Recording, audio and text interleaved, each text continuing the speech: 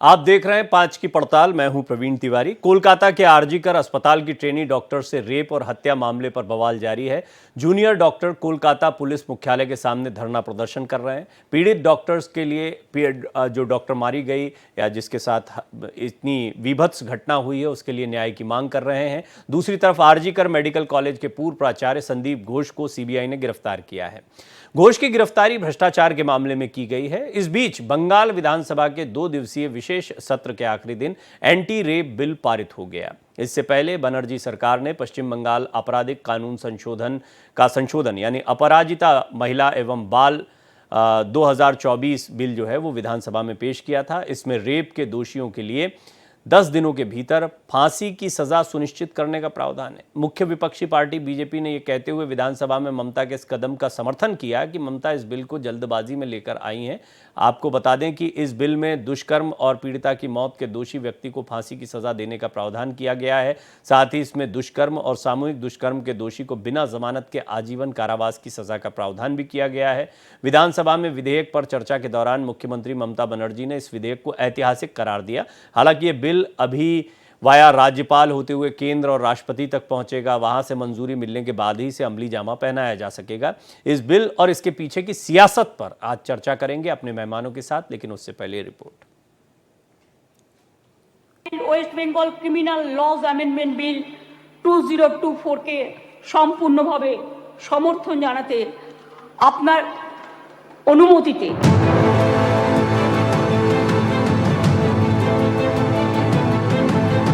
Kolkata rape murder case में CM Mamata Banerjee की सरकार पर सवाल उठे। देश भर में इस रेप और मर्डर के आरोपियों के खिलाफ गुस्सा यथावत है। राज्यव्यापी प्रदर्शन लगातार हो रहे हैं। इस घटना के बाद से ही डॉक्टर हड़ताल पर हैं। इसी बीच ममता सरकार ने पश्चिम बंगाल विधानसभा में एंटी रेप बिल पेश किया, जो विपक्ष के पूर्ण समर्थन के साथ पारित हो गया। इस बिल का नाम अपराजिता विमेन एंड चाइल्ड बिल 2024 है। विधानसभा में एंटी रेप बिल पर चर्चा के दौरान मुख्यमंत्री ममता बनर्जी ने कहा कि ধর্ষণের মতো নিকৃষ্ট নৃশংস নক্কারজনক ঘটনার ক্ষেত্রে অত্যন্ত দ্রুত পুলিশি অনুসন্ধান ও বিচার প্রক্রিয়া সম্পূর্ণ করে দোষীদের কঠোর শাস্তি দেবার কথা আমরা বলছি। কেন বলছি তার নিশ্চয়ই কতগুলো কারণ আছে। যে কোনো সুবুদ্ধি সম্পন্ন মানুষই কোনো রকম শর্ত ছাড়া নিঃশর্তভাবে এই বিলকে সমর্থন করবে আশা রাখি। ধর্ষণ মানবতার বিরুদ্ধে এক বড় অভিশাপ। वहीं बंगाल विधानसभा में विपक्ष के नेता शुभेंदु अधिकारी ने एंटी रेप बिल को लेकर कहा कि সংবেদনশীল বিল আনার ক্ষেত্রে যে procedure rules constitution concurrent list সবটা মানা হয়েছে কিনা আমার অন্তত জানা নেই। আমি এ নিয়ে আজকে প্রশ্ন করতে চাই না, কিন্তু যারা এনেছেন সরকার পক্ষ, responsibility goes to state government. आपको बता दें कि बंगाल सरकार के बिल में कहीं भी 10 दिन के अंदर दोषी को फांसी की सजा सुनाने का जिक्र नहीं है। हालांकि यह बिल भारतीय नागरिक सुरक्षा संहिता यानी BNSS में संशोधन का प्रस्ताव करता है, जिससे पुलिस की जांच और ट्रायल कंप्लीट करने की डेडलाइन कम कर दी गई है। बंगाल सरकार का बिल कहता है कि पहली जानकारी मिलने के बाद 21 दिन के अंदर पुलिस को अपनी जांच पूरी करनी होगी। अगर 21 दिन में जांच पूरी नहीं होती है तो कोर्ट 15 दिन का समय और दे सकती है। Bureau report, Bharat express. देखिए, कोई भी कानून आता है तो उसमें बड़ी पेचीदगियां होती हैं, इतना आसान नहीं होता है। लेकिन एक बात तो है, अगर सियासी मोर्चे पर देखें तो अभी तक आप देख रहे थे कि पश्चिम बंगाल में किस तरह का माहौल बना हुआ था। उसमें अगर भारतीय जनता पार्टी बेशक सशर्त ही सही, कुछ बातें कहते हुए सही, किसी बात का समर्थन करती, तो ऐसा लगता है कि एक बड़ा दांव ममता बनर्जी की तरफ से खेला गया है। इसको समझने का प्रयास करेंगे, व्यवहारिकता भी समझेंगे इस तरह के बिल और कानून की, और इसमें कई मेहमान मेरी मदद करेंगे, जिनमें से माधवी अग्रवाल जो भारतीय जनता पार्टी की प्रवक्ता हैं, और साथ ही साथ में नवरत्न चौधरी जो कि एडवोकेट हैं, सुप्रीम कोर्ट की जानी मानी अधिवक्ता हैं, दोनों से ही हम बातचीत करेंगे। माधवी जी, पहला तो रिएक्शन ही चाहूँगा मैं। एक तरीके से हमने शुभेंदु अधिकारी जी को सुना भी है और उन्होंने जो बात कही है वो तो ये समझ में आती है कि उन्होंने कहा अब राज्य सरकार की जिम्मेदारी होगी, हालांकि वाया राज्यपाल जो है अब राष्ट्रपति के पास जाना है, वो अपनी एक कानूनी पेचीदगियाँ हैं। लेकिन ये बिल लाकर एक तरीके से ममता बनर्जी ने ये बात बताई कि देखिए हम रेप के खिलाफ कितने सख्त हैं और भारतीय जनता पार्टी भी इसका विरोध नहीं कर रही। देखिए प्रवीण जी, मामला ऐसा है कि हमने पहले ही बता दिया कि हम इस बिल का समर्थन कर रहे हैं और निश्चित रूप से ऐसा सशक्त मजबूत बिल और कानून आना चाहिए देश में, ताकि जो अपराधी हैं, जो अपराधी तत्व के लोग हैं, उनके दिमाग में एक डर रहे। ऐसे किसी भी तरीके के प्रकरण को करने के पहले उन्हें 100 बार सोचना पड़े और अगर ऐसा हो जाता है तो किसी भी हाल में, किसी भी सूरत में कभी भी बच नहीं पाए। लेकिन आप देखिए कि पूरे देश भर में, बंगाल के अंदर में भी जिस तरीके से डॉक्टरों का लगातार प्रदर्शन हो रहा है, जिस तरीके से स्वयंसेवी संस्थाएं प्रदर्शन कर रही हैं, तो वो ये जो बिल आनन फानन में ममता बनर्जी ने लाने का एक कारण ये था कि ये चाह रही थी कि जो इनके ऊपर, इनकी सरकार के ऊपर एलिगेशंस लग रहे हैं, उससे जल्दी से इनको निवृत्ति मिल जाए। लेकिन वास्तविकता अगर देखी जाए तो ये वही ममता बनर्जी है जो 21 देश के सबसे बड़े जो वकील हैं उनको सुप्रीम कोर्ट में भेज रही है अपनी सरकार की गलतियों को छिपाने के लिए। क्या इसके पहले मौत की सजाएं सुनाई नहीं गई है? ये तो पहले से ही है। देखिए, चाहे बंगाल का धनंजय कांड आप देख लें या निर्भया के मामले में देख लें, इन दोषियों को मौत की सजा दी गई है। लेकिन बात क्या आती है प्रवीण जी, कि अगर पश्चिम बंगाल की सरकार की जो पुलिस है वो अगर कानूनन तौर पर जो अपराध होने के बाद अपराधियों का सहयोग करेगी और हॉस्पिटल में अटैक करते समय मूक बधिर होकर देखती रह जाएगी, तो क्या ऐसे बिल कभी भी अच्छी तरीके से अपनी जो उनकी जो उनका असल में जो एक उद्देश्य है वो पूरा हो पाएगा क्या? आप मुझे बताइए। एक तरफ ममता बनर्जी जहां 48,600 मामले पश्चिम बंगाल में निलंबित हैं, महिलाओं के ऊपर आपराधिक मामले, बलात्कार के, पॉस्को एक्ट के, जहां 123 फास्ट ट्रैक कोर्ट के लिए अनुदान दिया जाता है, फंड दिया जाता है केंद्र की तरफ से, और उसमें यहाँ पर केवल 7 में से 7 कोर्ट खोले जाते हैं, जिसमें 3 चल रहे हैं, 4 की स्थिति ठीक नहीं है। वो मुख्यमंत्री जो इतना विभत्स अपराध होने के बाद एक डॉक्टर बिटिया के साथ में उसकी बॉडी को तुरंत के तुरंत जला देती है, उसको रखती नहीं है, वो आर्जिकल मेडिकल कॉलेज जहां पे ये सारा मामला घटा है, जहां इतना बड़ा अपराध हुआ है, उस जगह पर ही जो है वो पोस्टमार्टम हुआ है, उस रिपोर्ट को कितना माना जाए? तो ये सारे प्रश्न जो है, अच्छा माधवी जी, आपने कुछ आपके पॉइंट्स वैलिड हैं कई जगहों पर, लेकिन उत्तर प्रदेश में 7 लाख महिलाओं के साथ हो रहा है जो कुछ, उस पर बीजेपी चुप क्यों? नवरत्न जी भी जुड़ चुकी हैं, मेरे सहयोगी देवनाथ भी हैं। नवरत्न जी, आपका मैं स्वागत करता हूं। माधवी जी, उत्तर प्रदेश, अन्य राज्यों का जिक्र जो आप देख रहे थे पैनल पर, आपके साथ भी कई जो साथी बैठते थे तृणमूल कांग्रेस के, यही बात बार बार कहते थे। आज ममता बनर्जी ने भी विधानसभा में वही सब कुछ कहा है उनका। आपने भी कहा कि कई सारे मामले पेंडिंग है, तो फिर ये तो पूरे एक समग्रता में बात होनी चाहिए, पूरे देश में महिला सुरक्षा पर बात, और शायद यही वजह है कि बड़े परिप्रेक्ष्य में बीजेपी ने आज समर्थन भी कर दिया इसका। प्रवीण जी, समग्रता में ही बात होनी चाहिए, और मैं भी एक नारी होने के नाते ही आपसे सबसे पहले बोल रही हूँ, किसी भी तरीके से कहीं भी महिलाओं के साथ इतना अपराध जो बढ़ रहा है देश में, आज बलात्कार जैसे शब्द को कितना साधारण बना दिया है। जरा सोचिए, बोलने से पहले मुंह नहीं थकता है, हमें शर्म नहीं आती, लज्जा नहीं आती, हम लोग बलात्कार फट से बोल देते हैं, बलात्कार हुआ। और इस पर जो अलग अलग समय पर जिस तरीके से राजनेताओं के वक्तव्य आए हैं वो भी आपको पता है अच्छी तरीके से, लड़के हैं, गलतियां हो सकती है, और ममता बनर्जी की सरकार में ही जो है जो बलात्कार से पीड़ित महिलाओं को मुआवजा देने की बात हुई थी, जो टाइम्स इंडिया में भी छपा था, बड़े बड़े न्यूज़पेपरों में आ चुका है। इसके पहले जो विगत घटनाएं, मैं एकदम ये कह रही हूँ, चाहे वो उत्तर प्रदेश हो, चाहे वो कोई भी प्रदेश हो, पश्चिम बंगाल हो, महिलाओं के साथ इस तरीके का आपराधिक घटनाएं होनी नहीं चाहिए, और अगर हो रही है तो उसमें सशक्त कानून होना चाहिए। और सबसे बड़ी बात है कि जो सामने रूप से दिख रहा है, मैं ये कहना चाहती हूँ कि किसी और राज्य में होता है तो कम से कम वहां बुलडोजर नीति चलती है, वहां पे सस्पेंड किया जाता है, वहां पर एनकाउंटर हो रहा है, कम से कम ऐसा तो नहीं हो रहा है ना कि जो व्यक्ति यहाँ पर बैठकर भ्रष्टाचार कर रहा है, जिस व्यक्ति के आदमी ने इस कांड को अंजाम दिया, उसे दूसरी जगह पे नियुक्ति मिल जाए तुरंत की तुरंत, जिसको बार बार ठीक है, ये सवाल है, मैं इन पर आऊंगा इनको थोड़ा और इनको थोड़ा डिटेल में बात करेंगे। मेरे साथ में मानस जायसवाल साहब जो कि प्रवक्ता तृणमूल कांग्रेस हैं वो भी जुड़ चुके हैं।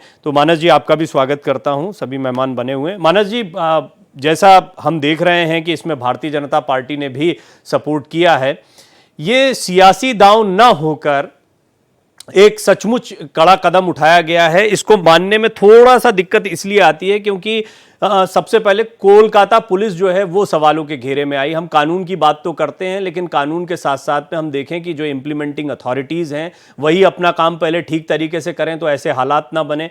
एक समय जब कोलकाता पुलिस की जो कार्यप्रणाली है उस पर गंभीर सवाल खड़े होते रहे, उसमें ये सब बिल लाना ये सियासत नहीं है बल्कि एक कठोर कदम है या फिर सचमुच चिंता की जा रही है? इसको कैसे आप समझाएंगे दर्शकों को? मैं तो आपके माध्यम से सभी को बहुत नमस्कार है और देश को ये वापस अवगत कराने की आवश्यकता है। What Bengal thinks today, India thinks tomorrow. आज जिस तरीके से आपने देखा है कि इस बिल जो हमने पारित कराया है हमारे असेंबली से, हमारी नेत्री सुश्री ममता बनर्जी, शिव नाम से ही ममता नहीं है, ममत्व का निर्वाह किया है। ठीक उसी तरीके से पूरे देश में हर व्यक्ति, हर माता, मैं ये मानता हूं कि हमारी जो मातृ दी है वो भी इस बिल का समर्थन तो कर ही रही हैं। साथ ही साथ ये भी चाहेंगे कि यूपी, उत्तर प्रदेश जैसे जगहों में भी ये बिल पारित हो। इन्होंने कुछ एक बातें करी जो मैं इससे सहमति नहीं रखता हूँ, शायद इनको जानकारी कम होगी या फिर इनके IT सेल ने इनको बताया होगा। पहले तो देखिए मैडम, 3,11,000 केसेस हमारे फास्ट ट्रैक कोर्ट पे दर्ज हुए। 88 फास्ट ट्रैक केसेस कोर्ट्स हैं हमारे, जिसमें 52 को फास्ट ट्रैक कोर्ट्स हमारे सिर्फ महिलाओं के लिए। ये मैं आपको जानकारी दे रहा हूं। 3,11,000 कुछ एक केसेस रजिस्टर्ड हुए थे, 3 लाख के ऊपर केसेस डिस्पोज हो चुके हैं, 7,000 केसेस अभी भी हमारे पेंडिंग है और ये चल रहा है, निरंतर काम चल रहा है। साल दर साल ये आपको पता है कि बंगाल को जिस तरीके से कलकत्ता को सेफेस्ट सिटी बताया गया, ये NCRB का डेटा बताता है। आपने एक बातें करी बुलडोजर की और साथ ही साथ आपने बातें करी एनकाउंटर की। मुझे दुख होता है कि आप एक इतनी बड़ी पार्टी की प्रवक्ता हैं, आपको सुप्रीम कोर्ट को बुलडोजर वाली बातों पे आप अवहेलना कर रही हैं। आप एनकाउंटर को भरोसा मानते कि मैंने ये एनकाउंटर नहीं है, ये एक मर्डर है। तो आपने देश के सामने पूरे नेशनल चैनल पे ये बोल दिया कि बुलडोजर और एनकाउंटर बीजेपी का तरीका है बदला लेने का।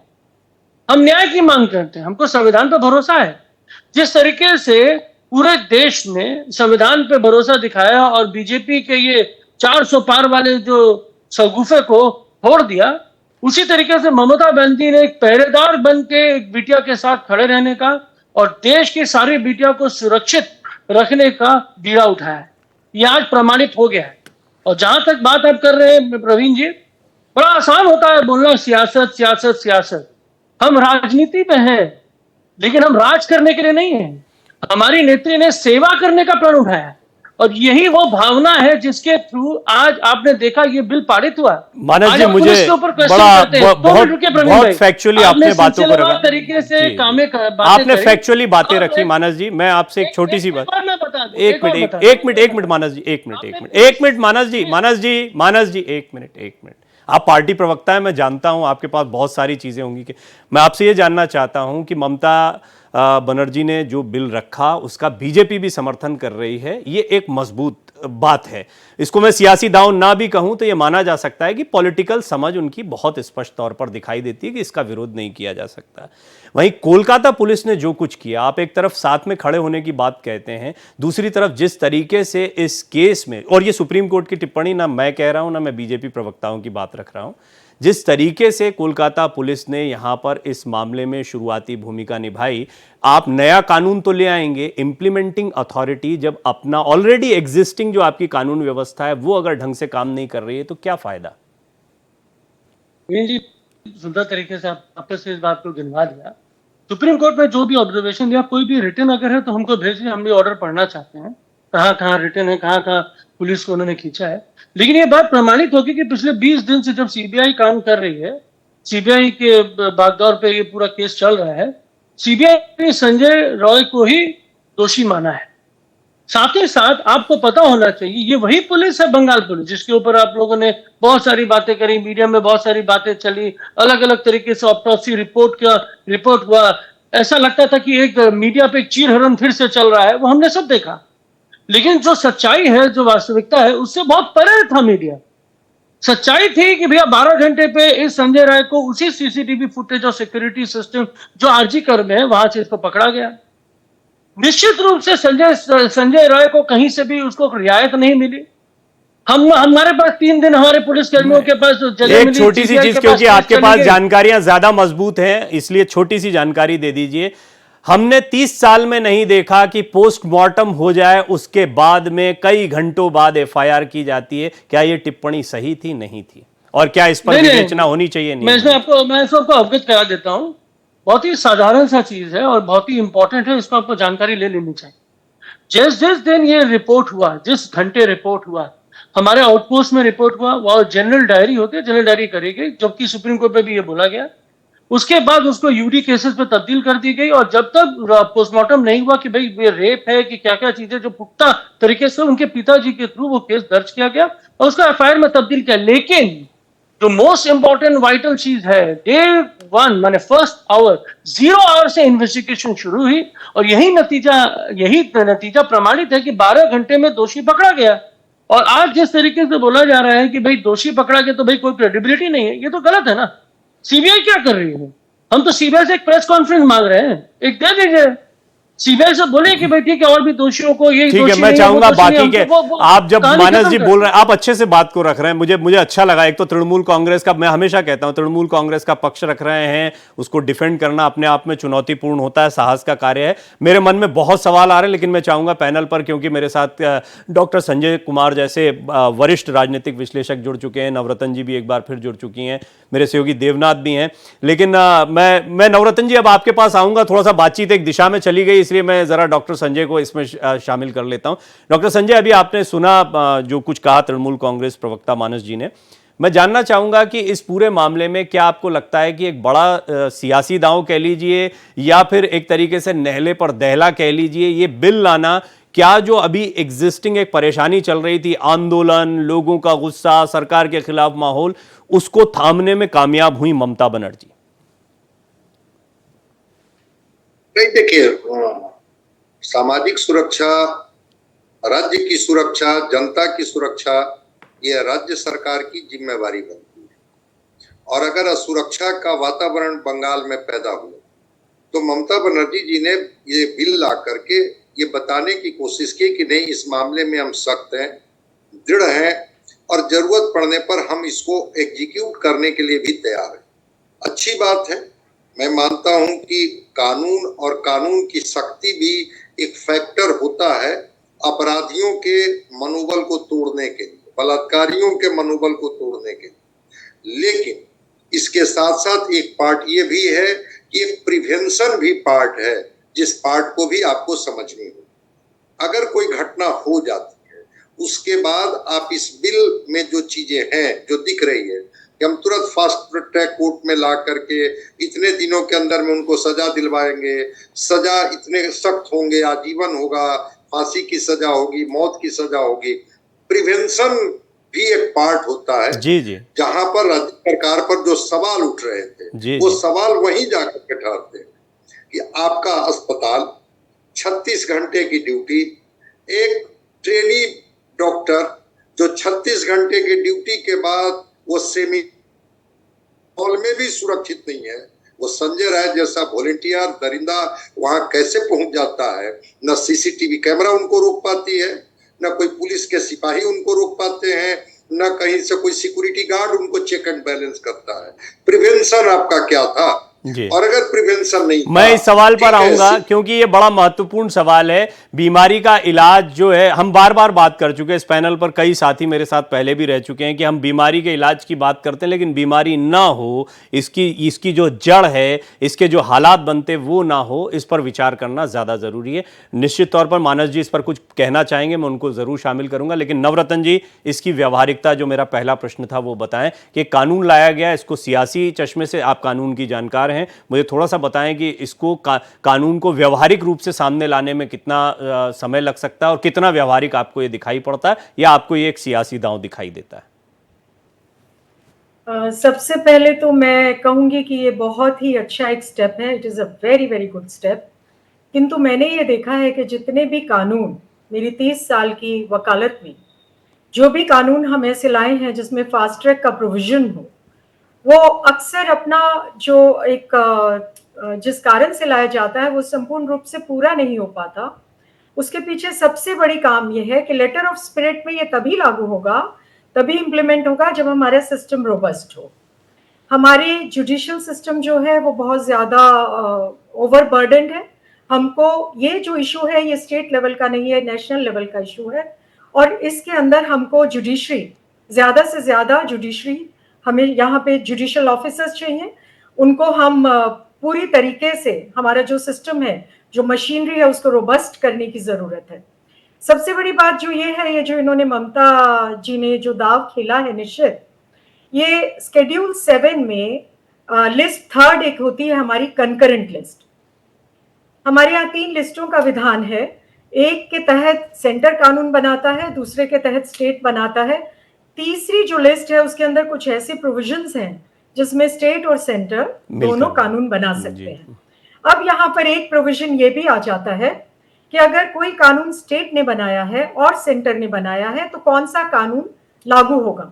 तो नॉर्मल केसेस में जो सेंटर का कानून है वो प्रिवेल करता है, किंतु ये जो कानून है, जिस सोच में ये लाया गया है और जिस कारण से हम चाहते हैं कि ये लागू हो, उसमें सबसे बड़ा विधान ये होगा कि गवर्नर के सिग्नेचर्स के बाद इसमें प्रेसिडेंट का हामी बहुत ज़रूरी है, तभी ये कानून जो है सेंटर के किसी भी प्रोविजन को ओवर रीच करते हुए स्टेट के प्रोविजंस लागू होंगे। सबसे पहली बात तो ये है कि अगर हमें इस कानून को लागू करना है तो प्रेसिडेंट के सिग्नेचर्स ज़रूरी हैं। दूसरी चीज़ ये है कि हमने ये देखा है कि मोस्ट ऑफ द टाइम जो इस किस्म के कानून बनते हैं, बनाती सरकार ही है, किंतु डिले भी सरकार के ही कारण होता है। सरकार के लोग आकर वहां पर समय मांगते हैं कि अभी हमारी इंक्वायरी पूरी नहीं हुई है। इसमें इन्होंने टाइम का प्रोविजन रखा है, विधान रखा है, शुरू में 21 दिन और उसके बाद 15 दिन। देखने में बहुत ही अच्छा एक चीज मुझे लग रही है, जहां तक मैं देखती हूँ, क्योंकि भय बिन प्रीत ना हुई, कानून अगर सख्त है तो निश्चित आप तौर कुछ पे कुछ ये कुछ फायदा महत्वपूर्ण करेगा। बिंदु अभी तक चर्चा में, मानस जी मैं आऊंगा मैं एक्चुअली मैं चाहता हूं कि पैनल में सभी लोग अगर संक्षेप में आप कोई टिप्पणी करना चाहें तो कर सकते हैं। इसमें दो मैं- चीजें तो जोड़ना चाहता हूँ। संजय सर ने कुछ एक बातें अब मैं उस पर आऊंगा अभी एक्चुअली क्या है, तार पूरा टूट जाएगा। संजय जी की बात पर आऊंगा, मुझे याद है, बिल्कुल आप निश्चिंत रहें, मुझे पूरा याद है क्या कुछ कहा है संजय जी ने, मैं उस पर आऊंगा। देखिए कुछ एक महत्वपूर्ण मुद्दे निकल कर आए हैं। एक तो प्रिवेंशन की बात जो डॉक्टर संजय ने कही है वो बहुत महत्व की है।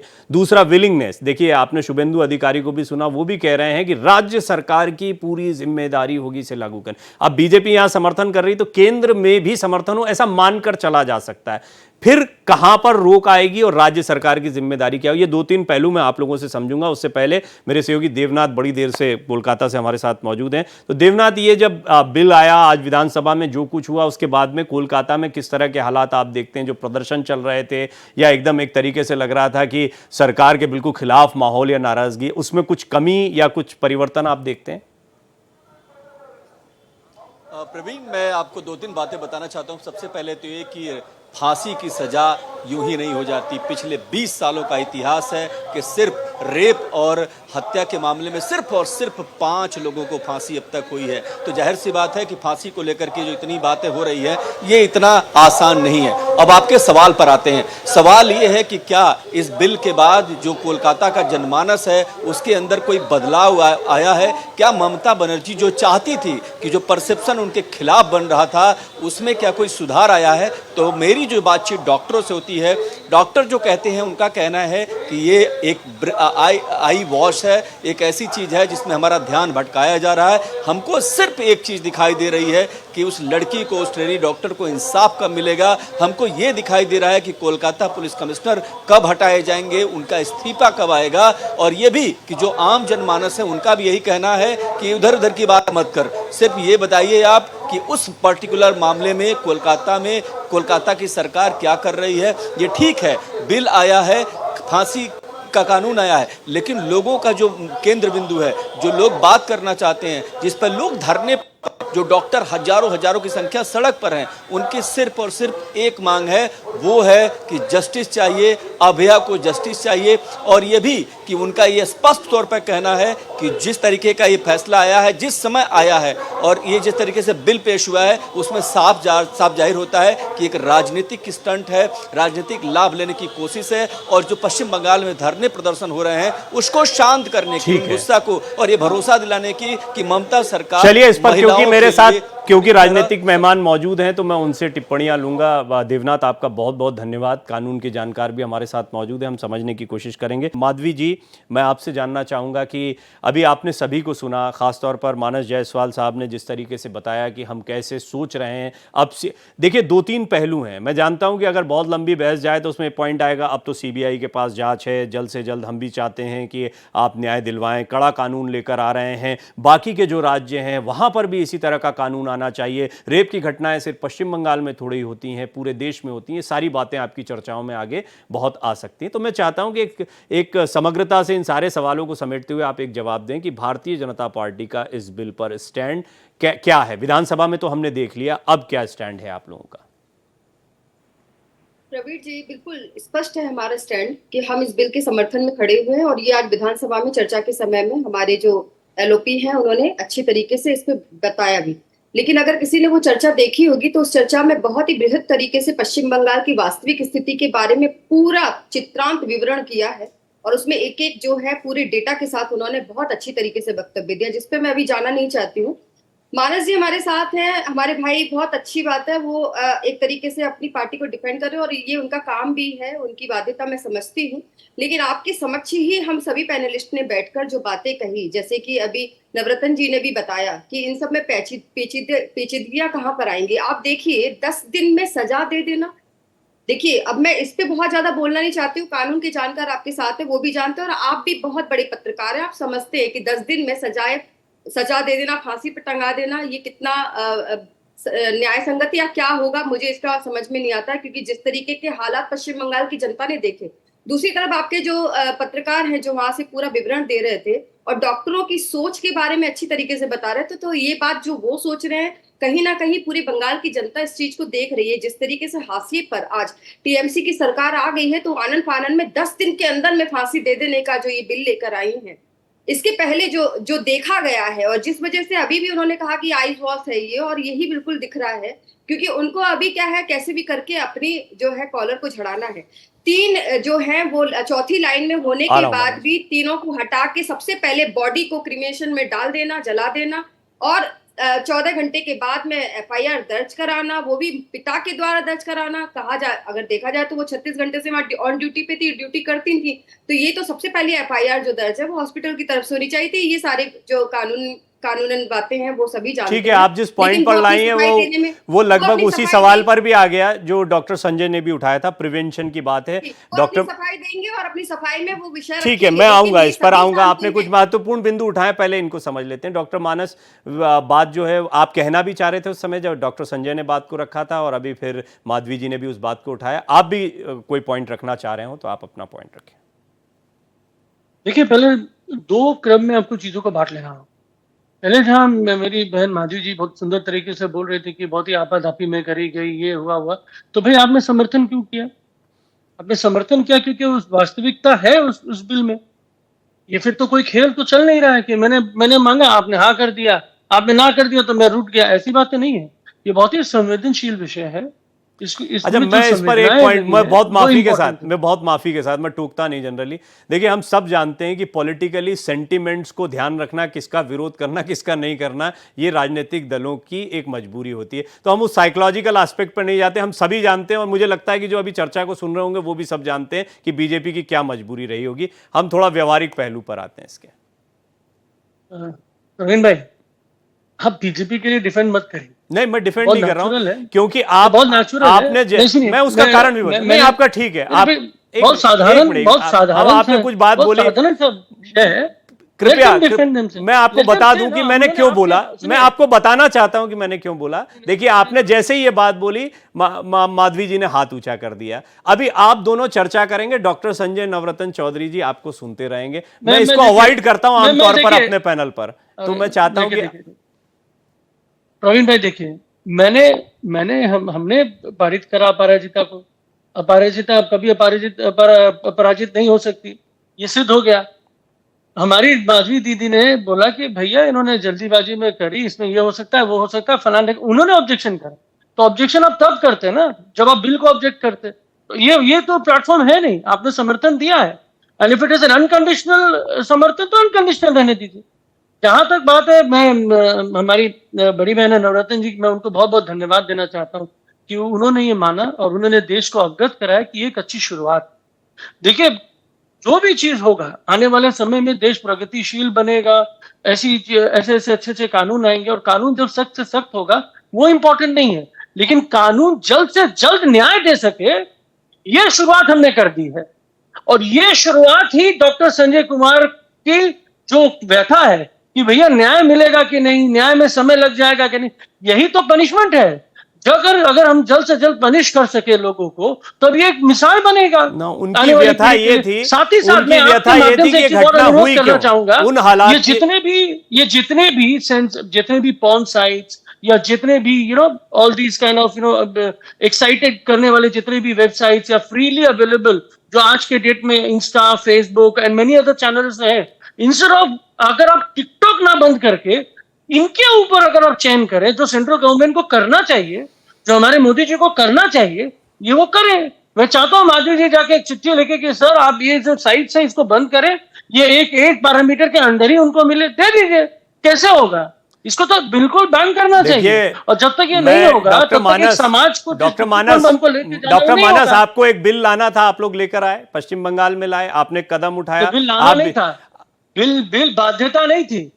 बिल आज जिस तरीके से क्रूरता हमारी बेटी ने झेला है, ये हमारी ड्यूटी थी, लाना नहीं था, ये ड्यूटी है। नहीं, जिस पोर्नोग्राफी आदि इत्यादि की आप बात कर रहे हैं, मैं तो कह रहा हूं जिस पोर्नोग्राफी आदि इत्यादि की, मेरा कहने का तात्पर्य ये था कि राज्य सरकार के पास में भी अपनी शक्तियां हैं। आप मोदी जी तो बोल रहे हैं बार बार, और ठीक है, आपका बोलना भी जायज है, बोलना चाहिए, उनसे भी सवाल है, खूब करता हूं टिकटॉक बंद कर, जिन्होंने टिकटॉक बंद किया चाइना से, उनको बहुत चिंता है, चाइना टिकटॉक पबजी खेला रहा है, ठीक है। चाइना इतना सारा चीज इंपोर्ट करने के लिए भारत में भेज रहा है, काफी इस पर बातें हो चुकी। माधवी जी संक्षेप में बोलिएगा, मैं डॉक्टर संजय और नवरत्न जी को भी थोड़ा सा इस चर्चा में शामिल करना चाहता हूं, कृपया संक्षेप में, क्योंकि आप बार बार कुछ कहना चाह रही हैं बीच में।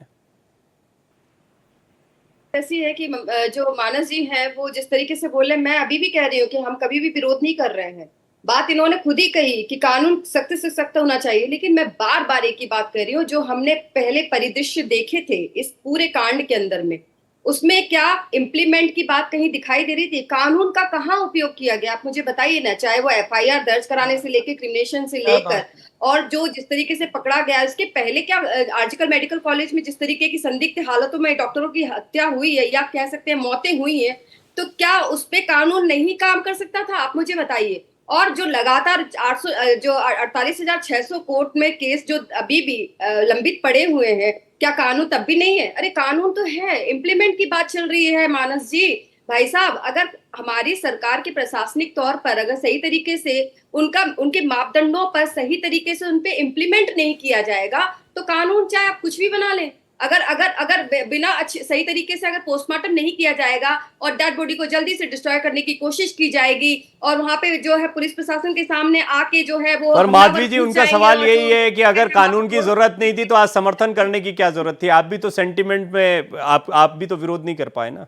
प्रवीण भाई, मैं दो चीजें नहीं ऐड करना चाहता हूँ हम जल्द से विरोध जल्द। कभी पहली भी बात, करेंगे, हम जब तो ये बात चाहेंगे करते कि हैं ऐसा पुलिसिंग सशक्त के लिए, तो कानून पहले हो। आप समझ आप लीजिए ये मान देखिए लीजिए ना, 12 एक-एक घंटे करके, में एक-एक किसको करके। पकड़ा गया, आज वही मेन प्रवीण जी कल्प्रिट है। अभी एक-एक करके। दूसरी बात, प्रवीण जी अभी दूसरी बात, अभी देखिए सुनिए सुनिए, दूसरी देवनाथ बात, जी ने जब ये बताया ना 43,000 कि 5 44,000 आप लोगों को बोलते हैं ना, केवल गलत फांसी है। की ठीक है, सजा एक हुई मिनट, है। एक मिनट माधवी जी माननीय सुन एक लीजिए, मिनट आप मत सुन कहिए लीजिए, मैं प्रवीण। आता हूँ आपके पास। इसलिए तो बोल रही नहीं हूँ सुनिए, कि आप सोचिए कि आज तक माधवी केवल जी, हाँ, 5 हाँ, लोगों को दोनों का फांसी की बोलने सजा का दी कोई है। मतलब नहीं, हम किसी को नहीं इतने सुन पाएंगे। लाखों यहाँ पे देश के अंदर में बलात्कार हुए और केवल 5 लोगों को फांसी की सजा। ठीक इसी है, से समझ में आता है कि ठीक है, हमारे ठीक है, देश के ठीक है, कानून ठीक की है, आएंगे मर्यादा माधवी जी, विषयांतर हो जाएगा। एक मिनट, हाँ मानस जी संक्षेप में बोलिए प्लीज। देखिए मैंने यही बोला था उस समय, मेरी मजबूरी यही थी, जो आप कह रहे थे कि मैं डिफेंड कर रहा हूं, मैं जानता हूं आप दोनों आपस में उलझे रहेंगे, घंटों बात होती रहेगी। बोलिए मानस जी। मैं सुनिए, देखिए पहले दो चीजों को आप उनसे साझा कर दीजिए।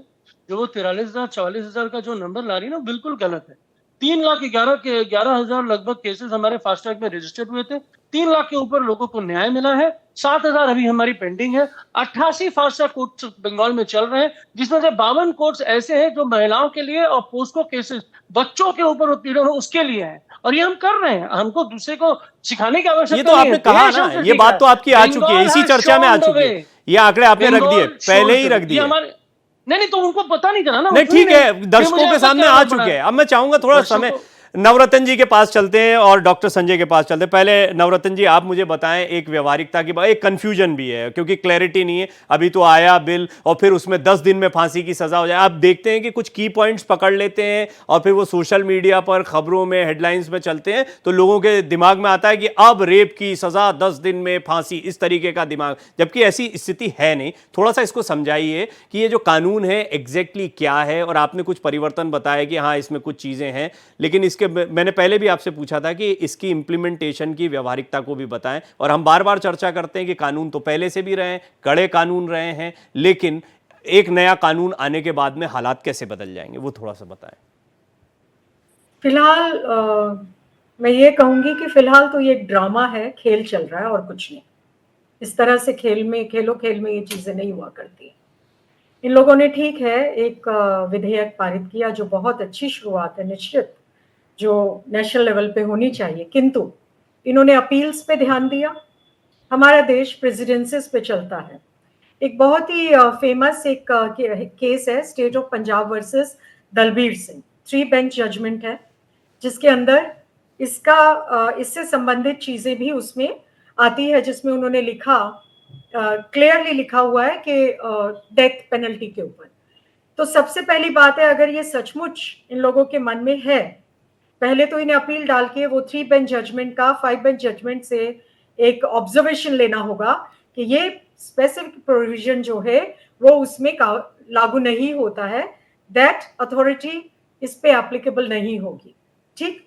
दूसरा, इन्होंने यहाँ पे सजा और ये सब तो कर दिया, सेशन ट्रायल है, उसके बाद हाई कोर्ट सुप्रीम कोर्ट, उसको इन्होंने क्या किया, वहां क्या ये सुनवाई होगी या एक ही बार ऑर्डर होने के बाद ये निश्चित तौर पे खत्म हो जाएगा? तो बेसिकली ये फिलहाल अभी शुरुआत अच्छी है, किंतु इसमें स्टेट और सेंटर दोनों को मिलकर बैठकर इस मुद्दे को जड़ से आपको ये खत्म ड्रामा करने क्यों का- लगा? आपने एक ड्रामा शब्द यूज किया, इसलिए मैं जानना चाहता हूं कि ड्रामा क्यों लगा आपको? ड्रामा इसीलिए लगा कि निश्चित तौर से जो एक बात चल रही थी रेप पीड़िता की, ये एक बहुत अच्छा एक मूव है, पॉलिटिकल मूव है निश्चित तौर पे, कि आज हम लोग वहां से हटकर अब हम लोग कानून के बारे में बात कर रहे हैं। और एक आम धारणा जो लोगों के मन में आ रही है कि शायद 10 दिन में हो ही जाएगा, किंतु वो संभव नहीं है। जो बात मैं आपको समझा रही हूँ कि वो संभव नहीं है जब तक उसकी कानूनी पेचीदगियां, सबसे पहले तो हमने बताया कि प्रेसिडेंट को इसके ऊपर मोहर लगानी होगी, तभी ये वहां पे सिर्फ एक स्टेट में कार्यान्वित होगा। उसके अलावा अपील के बारे में इन्होंने क्या सोचा है, उसके अलावा जो अथॉरिटीज हैं जो आज लागू हैं, जिसके तहत बच जाते हैं, जो उन्होंने, एक छोटी बहन है हमारी, उन्होंने कहा कि कितने लोगों को यहाँ पे सजा मिली, वो एक लूप होल है हमारे कानून में, क्या हम उसको, किस तरह से हम उसको रोकेंगे? तो ये चीजें हैं जो बहुत इंपॉर्टेंट है देखना। जहां पर रेप विक्टिम का मर्डर हो जाता है, मृत्यु है, वहां तो चलिए क्लियरली स्पेसिफाइड है, पर जो वेजिटेटिव स्टेट है उसके अंदर फिर वहां पे लूपहोल छूट गया है, उसको हम लोग कैसे रोकेंगे? तो ये बहुत ही प्रिलिमिनरी समय है इस बारे में बात करने का। मैं फिर कहूंगी शुरुआत अच्छी है। रेप मगर केसेस इसको- itself is a complicated matter, क्योंकि हम कई फर्जी केसेस भी देखते हैं, तो फिर वो मामलों में हम इतनी गंभीरता देखेंगे तो फिर ये तो और गड़बड़ हो जाएगी कि कोई मामले में कोई, हम ये कहते हैं कि 100 बेगुनाह छूट जाए, 100 गुनहगार छूट जाए, लेकिन किसी एक बेगुनाह को सजा नहीं होनी चाहिए। इधर मामला इतना कड़ा होगा, इतना फास्ट ट्रैक होगा, तो वो पूरा सिद्धांत ही गड़बड़ा जाएगा। खैर ये भी आपको लगता है फास्ट ट्रैक होगा, तभी हमने कहा ये ड्रामा है। फिलहाल ये ड्रामा ही है, ठीक है। कोई फास्ट ट्रैक अभी उसमें ऐसा कोई तो प्रोविजन डॉक्टर मानस ने पहले आपका धन्यवाद किया था, अभी वो क्या कहेंगे मैं सुनूंगा, लेकिन उससे पहले जी बोलिए। दो प्रिंसिपल्स हैं। जो बात आपने कही, निश्चित तौर पे इसी वजह से हमारे कानून में ये विधान रहा कि capital punishment should be in the rarest of the rarest cases. वही दलबीर सिंह किया था। उसके अलावा हम जो यहाँ पर देख रहे हैं, जिस तरह से ये लोग इसको डिफाइन करेंगे, एक हर आदमी का एक नैतिक अधिकार है टू बी हर्ड। क्या वो अपनी बात को सही तौर पे रख पाएगा? क्या ये डे टू डे होगा? क्या इतनी जल्दी, जो आज तक फास्ट ट्रैक केसेस में हमने आपको बताया कि आधे टाइम तो सरकारी मशीनरी ही समय ठीक है, आपने जो इसके कॉम्प्लिकेशंस में हम जाएं तो मुझे लगता है कि 1 घंटा हम इस पर बात कर सकते। मैं आऊंगा डॉक्टर मानस, डॉक्टर संजय, लेकिन एक बात तो है, पहले मार्च निकालना, फिर आंदोलन करना, फिर आवाज बुलंद करना, केंद्र सरकार के खिलाफ हल्ला बोलना, अन्य राज्यों की बात करना, और अब बिल लेकर आना। ममता बनर्जी ने काट ढूंढ ली जो उनके खिलाफ प्रदर्शन चल रहे थे उसकी। नहीं, ठीक है, वो बिल लेकर के आई हैं, और जो मेरा अपना अनुभव है कि स्पीडी ट्रायल का, फास्ट ट्रैक कोर्ट का एक अपराधियों पर, बलात्कारियों पर, उनके मन मस्तिष्क पर एक डर का वातावरण तो पैदा होता है। इस सच्चाई को मैंने देखा। अगर उनको लगेगा कि बहुत ही तेजी के साथ इसका ट्रायल होगा और हमें सजा भुगतनी होगी, लेकिन जो इसके दूसरे पक्ष है, वो दूसरे पक्ष का भी जिस तरफ आपने इशारा किया कि भाई 100 गुनाहगार छूट जाए, लेकिन एक जो वैसा व्यक्ति जो दोषी नहीं है उसको इतनी हड़बड़ी में कोई सजा न सुना दी जाए। अब 10 दिन में कौन सी सजा? इस जो मेरे पास एक आंकड़े हैं, 86 बलात्कार इस देश में रोज होते हैं, 16 मिनट में एक बलात्कार का आंकड़ा है। आपको लगता है कि इतना जल्दी 10 दिन में सारे एविडेंस जुटा लिए जाएंगे और वो सारे एविडेंस को आप कोरिलेट करके आप कोर्ट के सामने प्रेजेंट कर देंगे और कोर्ट तुरंत उसको ये कर लेंगे? ये बंगाल का जो मामला है, अगर इसको पिकुलियर भी माना जाए, स्पेशल केस भी माना जाए, तो सुप्रीम कोर्ट जब मॉनिटरिंग कर रही है तब भी सीबीआई को एविडेंस जुटाने में, कड़ियों को जोड़ने में मशक्कत करनी पड़ रही है। आप ऐसे ही किसी को ब्लेम नहीं कर दीजिएगा। और बिल्कुल ऐसे फर्जी केसेज हुए हैं जिसमें पुलिस कोई कड़ी को कहीं से जोड़ दी और कोई और बेगुनाह को वहां पर पहुंचा दिया गया, और जो वास्तव में उसके जो गुनाहगार थे वो छूट गए। तो एक पार्ट तो ये है कि हड़बड़ी में कोई ऐसा निर्णय नहीं लिया जाए। बिल्कुल आपके इस निर्णय से, इस विधेयक से कौन असहमत होगा कि आप चाहते हैं कि जल्दी और कड़ी सजा का प्रावधान हम कर करके बलात्कारियों के मन में, अपराधियों के मन में एक खौफ का वातावरण उत्पन्न करें। लेकिन जो दूसरा पार्ट है, ये मेरा रेप तेरा रेप जो इस देश में होता है, क्या कोई बिना सामाजिक, जिस मानसिक विकृति के तरफ लोग इशारा कर रहे हैं कि समाज के अंदर में जो विकृति आ गई है, क्या फांसी चढ़ा देने से उस विकृत समाज को आप निकाल लेंगे क्या? इस सामाजिक पक्ष को भी आपको देखना होगा, और यह राज्य सरकार की जिम्मेवारी बनती है। वो बेटियां, वो बहनें कोई अंतरिक्ष से नहीं आई हैं, वो कोई तीसरे प्लेनेट से नहीं आई हैं, वो हमारे आपके बीच की बेटियां हैं। उस विकृत समाज के लिए भी सरकार को और समाज को और पार्टियों को, मैं सबको मैं कहता हूं कि पार्टियों में न बट करके, समाज में न बट के, न डिफेंडिव होइए, न ऑफेंसिव होइए, न डिफेंसिव होइए। आपको एक संतुलित रास्ता अख्तियार करना होगा जी। कि केवल कानून के बल पर, मुझे लगता है आपने कई सारी चीजों को अपने इस वक्तव्य में समेटा है। डॉक्टर मानस, एक बड़ी बात कि महिला सुरक्षा पर सब लोग साथ हैं तो कोई विरोध नहीं करेगा। दूसरा, फिजिबिलिटी के ग्राउंड पर ये एक ड्रामा है। 2 सवाल आपसे। पहले तो नवरत्न जी जिन केसेस की बात कर रही हैं, देश उससे बहुत आगे निकल आया है। पहले इतनी आधुनिक चीजें नहीं थी, इतनी साइंटिफिकली आप चीजों को प्रूव नहीं कर सकते थे। पहले बहुत सारे समय लगते थे, डिजिटाइजेशन नहीं था, बहुत सारी चीजों में विलम्ब होता था पेपर वर्क की वजह से। अब वो नहीं होगा। जहां तक डीएनए की बात है, पहले डीएनए में महीनों लग जाते थे, अब हफ्तों की बात नहीं है। डेफिनेटली एक टेक्नोलॉजी हम लोग काफी आगे बढ़ा चुके हैं, जो हमारी अपनी उपलब्धि है। लेकिन सबसे बड़ी बात क्या है कि जब फास्ट ट्रैक की बात होती है तो फास्ट ट्रैक केसेस में हमने तो ये सिद्ध करके दिखाया है। 3,11,000 केसेस जब से हमारे फास्ट ट्रैक कोर्ट्स बने हैं, उसके दौरान 3,11,000 केसेस में हमने 3,00,000 केसेस में न्याय दिलवाया है। यही तो हम चाहते हैं। आप सर देश का अगर आकलन सर करेंगे, हम जम करके सर हम जम करके हर इतना आगे घंटे चले में जाते हैं कि हमारी तकनीक तकनीक बहुत से अच्छी है, क्या पर हमारी तकनीक का ये स्तर भी समझिए कि पुलिस ने वहां पर इतने लोगों का आ जाना, वहां इतने सारा एविडेंस के साथ छेड़छाड़ हो जाना, वहां पर जांच की प्रक्रिया में बाधा होना, और उसके बाद फिर हम तकनीक की बात करें, फास्ट ट्रैक की बात करें। पहले तो हमें जो लूप होल्स हैं बहुत बेसिक लेवल पर, उन पर काम करना है। नए कानून तो हम ला रहे हैं, पुरानी व्यवस्था का हम क्या करेंगे? पहली बात, पुरानी व्यवस्था जो है वो पुरानी हो चुकी है, तभी नई व्यवस्था की जरूरत पड़ी है ना। जब हम नया कदम उठा रहे हैं तो हम निश्चित रूप से बहुत सारी चीजों का चयन करेंगे, बहुत सारी चीजों में संशोधन होगा। और जहां तक आप बार बार एक पुलिस को कटघरे में लाने की कोशिश कर रहे हैं, तो भाई सीबीआई भी तो कर रही है। और ये डीएनए और जितने पारदर्शिता निभाई गई, जब वहां पे पोस्टमार्टम होता है, ऑटोप्सी में पारदर्शिता निभाई गई, ये कहां पॉसिबल है? कौन से ऐसे प्रांत में, कौन से ऐसे मुख्यमंत्री हैं जिन्होंने जाके विक्टिम के परिवार के साथ उनके दुख के समय में उनके दुख को साझा करने का बीड़ा उठाया? किसी ने नहीं। ये एक ड्यूटी है। ममता बनर्जी एक नेत्री और एक नेता, ये मुख्यमंत्री नहीं है। वो जो देश की बेटी है, वो बंगाल की बेटी है, उन्होंने एक बेटी की व्यथा को समझा, एक माँ की व्यथा को समझा, तो वो जाके उनके साथ खड़ी हुई है। और यही हमारा तरीका है। हम तो सेवा करने के लिए प्रतिबद्ध हैं, और पुलिस ने अपना काम किया। अगर कुछ भी मिल रहा है, अगर कहीं से भी डीएनए, फॉरेंसिक, कहीं पे भी कुछ जांच हो रही है, कोई भी उनको डिजिटल फुटप्रिंट चलकर उनको मिल रहा है, तो भी और लोगों को पकड़े ना सीबीआई। तो सीबीआई को क्यों लाया जाता है? सीबीआई तो वही स्पेशल केसेस में आती है, जब रेयर और रेयरेस्ट केसेस होते हैं। अगर ये रेयर और रेयरेस्ट केसेस है तो why CBI is quiet? CBI मौन क्यों है? सीबीआई को तो कुछ बोलना चाहिए, कुछ बताना चाहिए, प्रेस में कॉन्फ्रेंस करनी चाहिए, बताना चाहिए। नहीं, संजय रॉय के अलावा और भी लोग हैं, ये लास्ट में ना ये सुप्रीम कोर्ट बोल रहा है, ना सीबीआई बोल रही है।